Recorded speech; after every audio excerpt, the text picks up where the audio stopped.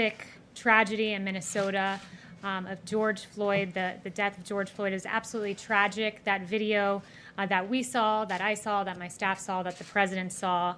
And the president put out a statement last night that at his request, the FBI and the Department of Justice are already well into an investigation as to the very sad and tragic death in Minnesota of George Floyd. Ask for this investigation to be expedited and greatly appreciate all of the work done by law enforcement. My heart goes out to George's family and friends. Justice will be served. I can tell you that as I'm briefing you at this moment, the president is receiving a briefing from the Attorney General, Bill Barr, on this, and the Deputy Director of the FBI. So that is ongoing as I begin this briefing. Secondly, I want to transition into some news from SBA and Treasury that was announced that today the U.S. Small Business Administration, in consultation with the U.S. Treasury Department, announced that it is setting aside $10 billion of round 2 funding for the Paycheck Protection Program to be lent exclusively to CDFIs. Those are community development financial institutions. CDFIs work to expand economic opportunity in low-income communities by providing access to financial products and services for local residents and businesses. So we're encouraged to see that. And then finally, before taking your questions, I wanted to address what has been going on Twitter and with social media. I believe it is time to, quote, get the facts about Twitter and other social media platforms targeting their bias against President Trump and conservatives online. If we were to judge the bias of Twitter and its top employees by their own words, the case would be an easy one to make. Twitter's head of site integrity has tweeted that there are, quote, actual Nazis in the White House, and no fact-check label was ever applied to this absolutely outrageous, offensive, and false claim made against the White House and its employees. But let's judge Twitter based on their actions, not based on the words of its top employees, and its actions are no better. President Trump recently received a so-called fact-check label for a tweet. It was a false fact-check and an accurate fact-check, but nevertheless, Twitter moved forward with it. Dan Scavino, the deputy chief of staff here, was the first user in the history of Twitter to receive a so-called, quote, manipulated media label for posting a video that played a verbatim clip. It is no coincidence that these two unbelievable interventions by Twitter were targeted against the President of the United States and one of the President's top advisors. This is bias in action. And while big tech is quick to censor the President, quick to censor some of his top employees, they are very reluctant, it seems, to label some of the actions by Chinese officials, some of the misinformation that has been spread by China. For example, to move off of Twitter and move to Google, they created a search engine for the Chinese Communist Party, which blacklisted searches for human rights and allowed for easy surveillance. Facebook and Twitter have both taken paid advertising that spread disinformation about China's mass imprisonment of religious minorities, and Twitter has allowed Chinese officials to use it to spread misinformation about the coronavirus, undermine the pro-democracy protests in Hong Kong, and more. And then back in March, a Chinese official began spreading a conspiracy theory on Twitter, an egregious one, that our U.S. military was responsible for the spread of the coronavirus. And that tweet, that disinformation, it took all the way until today when we raised concerns about it to get a fact check. So they appear to be very hastily eager to censor President Trump and some of his employees, but a little reluctant when it comes to China. It's a bit befuddling. But no one believes in the First Amendment more than the president. The president will take action to ensure that big tech does not stifle free speech and that the rights of all Americans to speak, tweet, and post are protected.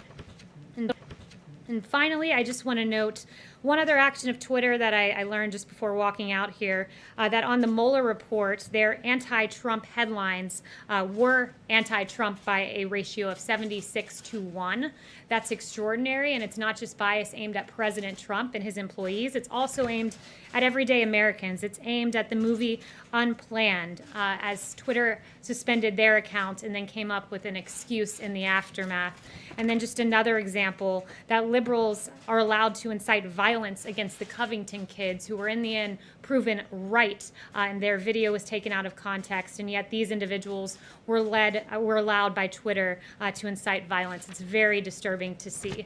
So those are some of the president's concerns, and with that, I will take questions. Jim. That's a very nice tie, Jim, by the way. Thank you very much. Yes.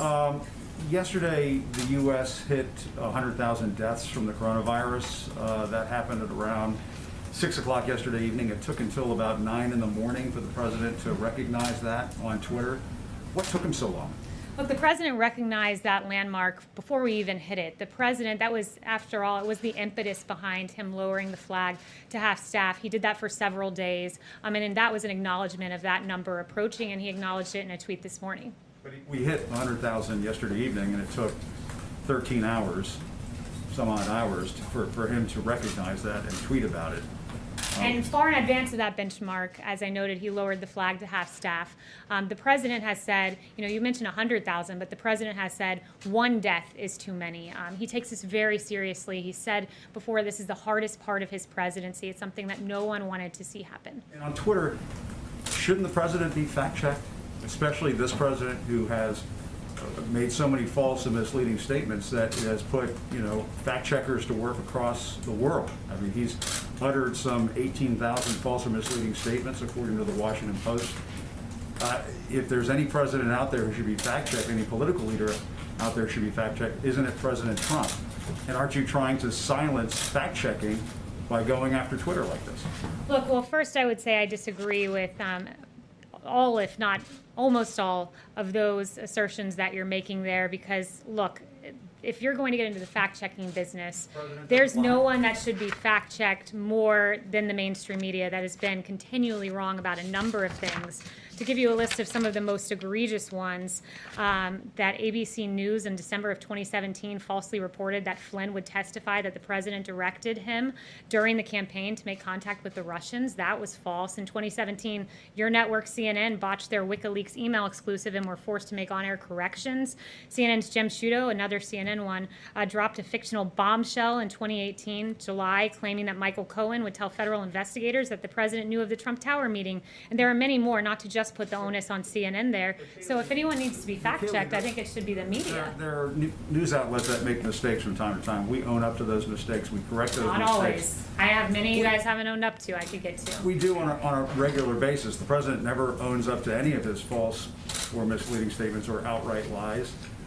You have pledged in this briefing room to never lie to the American people. Are you saying that the president of the United States has never lied to the public before?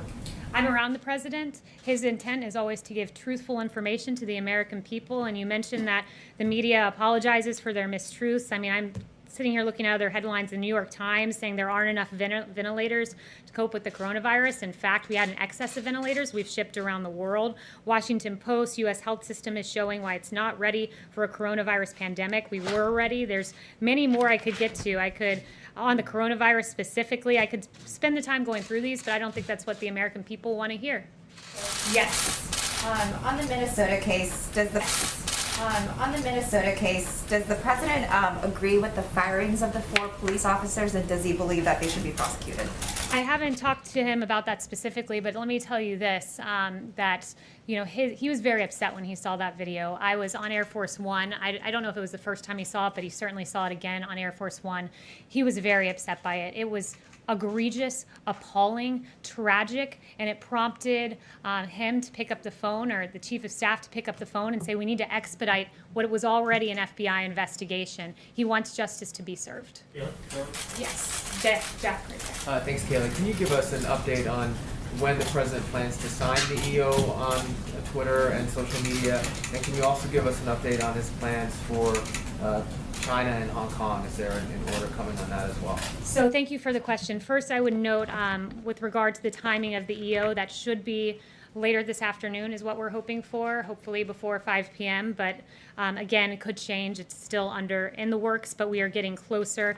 With regard to Hong Kong, I would just say, reiterate what I said 2 days ago, but I would also say that China's decision to impose a new national security law in Hong Kong lies in direct conflict with its international obligations under the principles of the legally binding UN-registered Sino-British Joint Declaration, and that Secretary Pompeo determined that Hong Kong does not warrant different treatment under U.S. laws because Hong Kong no longer remains sufficiently autonomous from the PRC. And then anything further, I'd refer you to the State Department for now. Just one more somewhat related. The House recently passed a bill about a minority group in China, the Uyghurs, if I said that correctly. Does the president plan to sign that? And is the White House going to treat bills, or does the White House see any concerns about bills that have been passed by proxy as not being constitutional? So we would first, let me say, we would encourage Nancy Pelosi and the Democrats and others to come back to the Hill. It's more productive to have those members here. The Senate has convened, the House can do the same, and they can do it in person. But with regard to the Uyghurs, that's a very important question. We haven't received the bill yet, so the president hasn't been able to look through it, and I won't get ahead of him on announcing one way or the other on that. But I would note that the Trump administration continues to take actions to hold the CCP accountable for its highly repressive campaign against the Uyghurs and other religious and ethnic minorities. Paula. Hey, Kayleigh, thank you. On vaccines, in order to achieve herd immunity, you need about 80% of people to get this vaccine. Currently, only about 50% of Americans say they'll receive it. So will the administration make the vaccine mandatory? So the vaccine, let me just note that we're working aggressively to get one, and we would like to get one by the end of the year. Everything does not depend on a vaccine. Vaccine's an important component of this, but there are also therapeutics. We're seeing there's not necessarily a tie to reopening and an increase in cases, so that's encouraging. And I would refer you further to Alex Azar, who's made extensive comments on a vaccine and the necessity. Clear if you guys will make it use your federal powers, how you'll use them potentially to encourage people to get this vaccine, because if you don't have herd immunity, elderly people, immunocompromised folks, they may not be able to go about their business again. Yeah, I would have to talk to the president. I haven't talked to him about his views on making it mandatory or not, so I'd have to talk to him and get back to you on that. Yes. Thank you, Kayleigh. I wanted to ask you a question, first of all, about the comments in your statement that you made. At the conclusion of your comments, in regards to George Floyd, you said that justice will be served. Floyd, you said that justice will be served. What do you mean by that? Do you mean that those officers who've been fired should be arrested? Do you mean by that those officers who've been fired should be prosecuted? Do you mean that those officers who've been fired should be convicted? What do you mean by justice should be served? Yeah, Will be served. I'll leave that to the justice system to work out, but the president... What do you mean when you say Those justice were, will be served? that's in the president's statement, so I'd refer you back to his statement. But he's being briefed on this right now, and we'll have more announcements as they come. Yes. Another matter in regards to what you said in your statement, in regards to the executive order. I realize it hasn't come out yet, and I realize we haven't seen the language, but we have seen reports. I work for Fox, and we've seen reports that it relates to the Section 230 of the Communications Decency Act. And interestingly enough, former Vice President Joe Biden has also called for the repeal of Section 230. He says that it should be revoked immediately. But as you know, an executive order does not trump the law. An executive order can't, for instance, repeal the law. It can't in any way amend the law. So what would be the intent behind this executive order without getting ahead of what the president intends to sign? Yeah, I don't want to get ahead of that, but the one thing I will say more broadly, you referenced that section, I think that would be included in what I'm about to say. There are various shields in place that essentially shield some of these social media companies and allow them to censor conservative users, and we're not able to see what happens behind those shields. That section was one of those shields you mentioned, so we're looking at ways to remove those shields to shed some light on what is happening and some of the decision-making behind the scenes. That's generally and broadly the idea, but I won't get ahead on any specific announcements that should come hopefully before 5 p.m. John. Kayleigh, I want to follow up on Jim's question on fact-checking and Twitter, but first a clarification. Has the president spoken to the family of George Floyd? Not to my knowledge. If he did, without my knowledge, that could have happened, but not to my knowledge. Do you know if he intends to, or will you get back to us on that? I can ask him, and I can get back to you on that. Okay. Regarding the fact checking, I mean, the president clearly said things in these tweets that are not true. Do you not acknowledge that?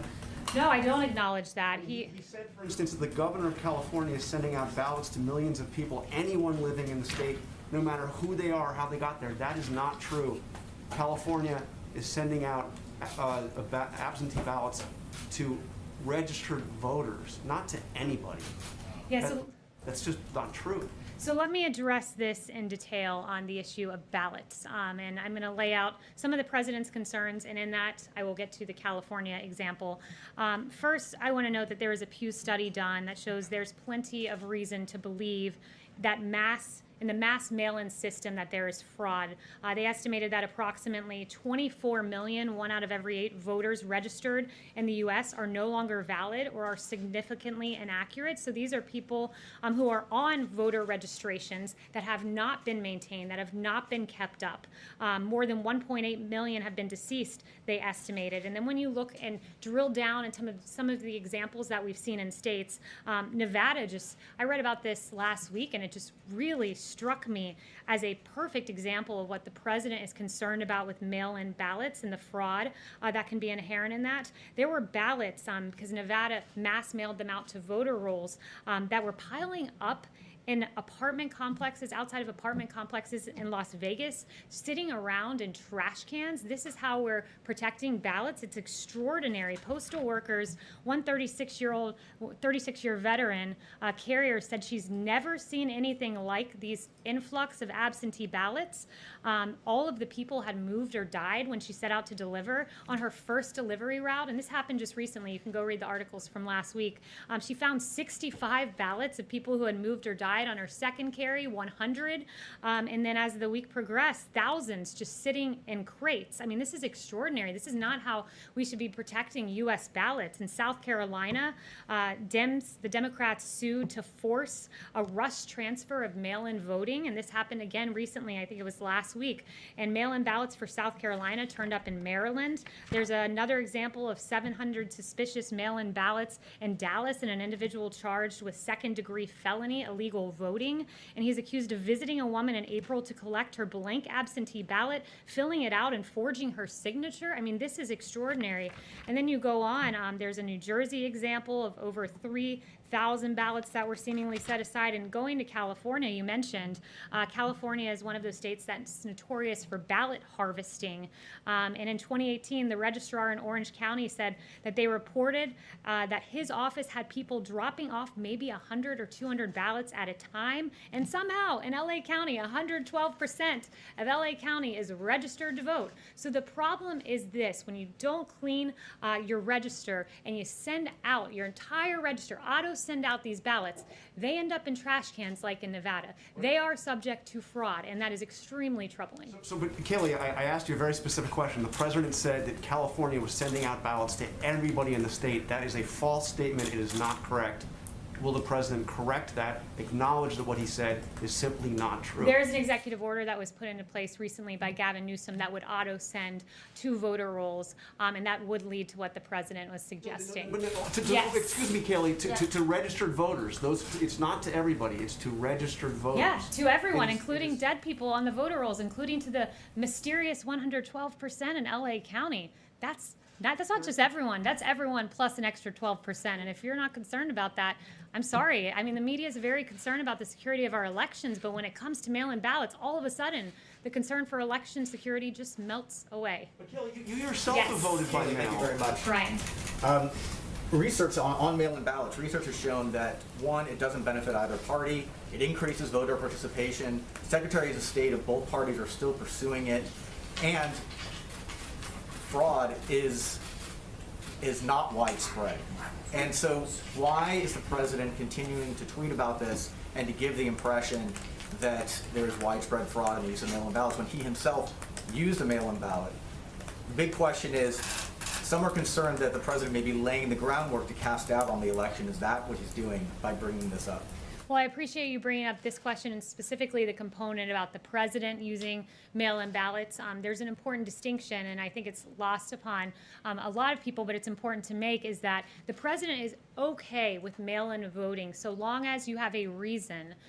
He's not okay with mass mail-in voting where you auto-send, as I said, to all of these voter rolls with people who are dead that are subject to fraud. That is the case. I listed off for you, I think 3 of the 5 examples I gave you were from just this week and last week. So this does happen.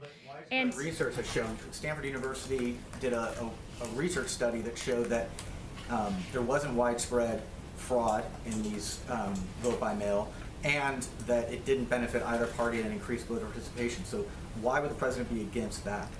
Yeah, it is subject to both parties. This can hurt both parties. I would note that a bipartisan commission, led in part by President Jimmy Carter, a Democrat, concluded that mail-in ballots, quote, remain the largest source of potential voter fraud. So moving the entire country to that system doesn't make sense, and doing so in a hurried fashion ahead of November. Just go look at the Democrat Iowa caucus and how it worked out when they tried to move to a new system. Trying to And lay then groundwork finally- to cast doubt on the results of the election. Finally, is he laying groundwork to try to cast doubt on the results? No, he's certainly not doing that. And I would finally note there's an additional concern that was very well laid out by the Wall Street Journal editorial board, that in 2016, minorities and first-time voters were more likely to have mail-in ballots thrown out. So that is another troubling concern. In fact, 319,000 of those total votes were rejected. Yes. Thank you. Back in November, President Trump went up to Walter Reed, said it was for phase 1 of his physical. When does he plan to complete phase 2 and release the results to the public? Yeah, I don't have an update on the physical, but because you asked that, I'll specifically inquire about that today and try to get back Plan to to you. do it? You what? He does plan to do it? Yes, he does. Yes. Yes. Thank you. Thank you for doing this. I wanted to ask you about, President has completed his 2 weeks of hydroxychloroquine. Have you spoken to him what he's feeling about? Is he feeling better? What's his feedback about that? I did, and thank you. I know that you emailed me a question to that effect, and I didn't have time to follow up with you via email, but because I saw that, I went into him just before coming out here, and I asked him that, and he said, quote, he's feeling perfect, quote, he's feeling absolutely great after taking this regimen, and quote, he would take it again if he thought that he was exposed. So he is feeling very good, and I also would point folks, there's a very, very well done piece. It's very thorough, with a lot of medical experts laying out about prophylaxis use of hydroxychloroquine by Tina Hessman-Say at sciencenews.org. It's very well done. She talks about the nearly 200 clinical trials around the world, including 28 involving healthcare workers. In fact, at Henry Ford Hospital in Michigan, 3,000 healthcare workers are taking it as part of a trial. And there's some really excellent information there about the use of prophylaxis for this. Number of Indian Americans doctors have been writing. I have seen some of those letters. They are supporting President taking hydroxychloroquine. Some of them have themselves taking it. Have you seen those too? Yeah, absolutely. Well, there's a lot. It's not specific to the president, these doctors, but they just talk in general about what they've seen. For instance, Sarah Lofgren, an infectious disease doctor at the University of Minnesota Medical School in Minneapolis, they're testing hydroxychloroquine there to prevent COVID-19. And she said when used alone, we're not seeing major issues out of the thousands of patients. We're not seeing things that some people are concerned about. And I would just note that it's important, of course, always, if taking hydroxychloroquine, get a prescription from your doctor. Doctors are the ones that need to be prescribing this. But that being said, I think that some of the hyperbole around this drug that has been on the market for 65 years, been approved for use in 3 other maladies, and has been approved for off-label use, when there's a lot of hyperbole about this being unsafe, some of the things I've seen reported out there are consequences deterring people from being recruited into actual clinical trials. I have some quotes from a New York epidemiologist and others conducting trials saying they're having trouble recruiting people because some of the myths that are out there. So it's important to note that this drug has been safely used by millions of people for a long time. One more on China. Yes. President yesterday tweeted about he wants to mediate between India and China on the border dispute. China has been behaving very weirdly, very aggressively with its neighbors in the last few weeks, in particular in South China, so you must have seen on the Indian border side. What's the message President has to these countries? Yeah, I'd refer you back to the president's tweet on that one. Yep.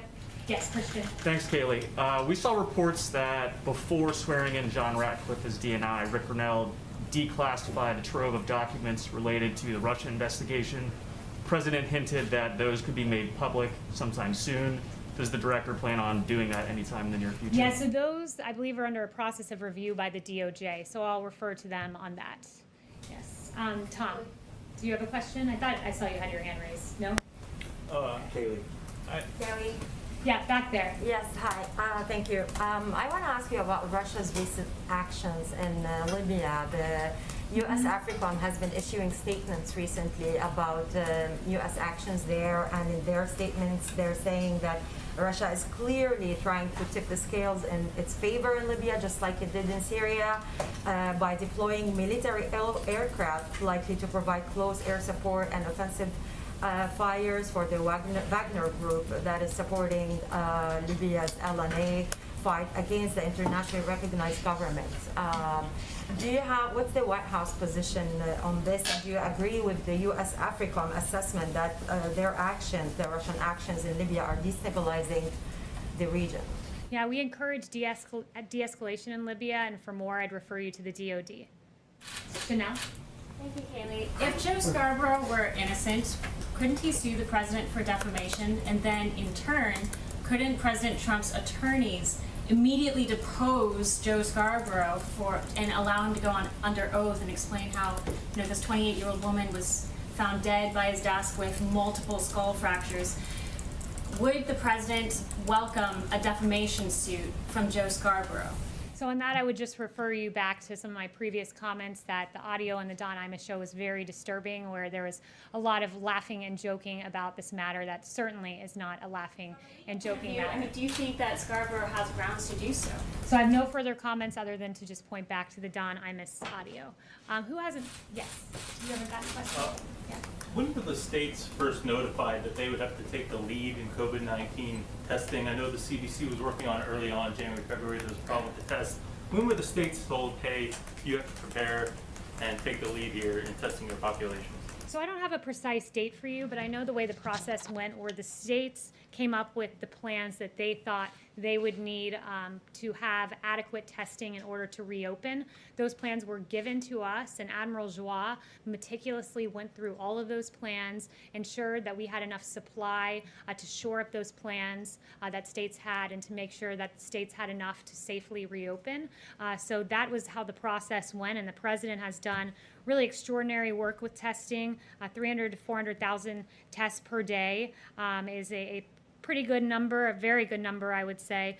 More than 15 million done, beating the world in testing numbers, and under 10% positivity is at least the barometer given by the WHO as what's necessary. And nationally, we're at under 10% positivity. In fact, we're at 7.5% positivity rate. So we are doing quite well on testing. Is there anyone who hasn't gotten a question? Because right there. Yeah, thank you.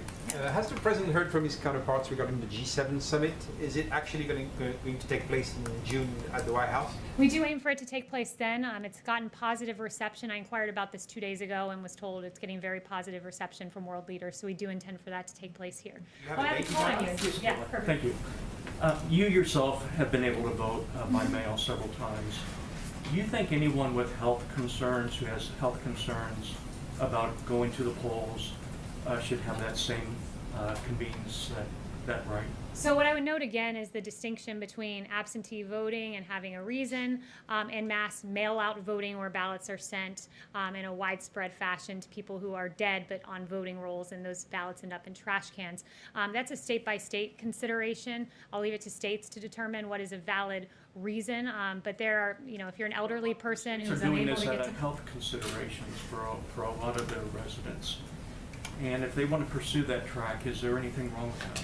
Again, I mean, I assume you're asking with relation to the pandemic that's going on. None of us know where we're going to be in November. I'd first note that.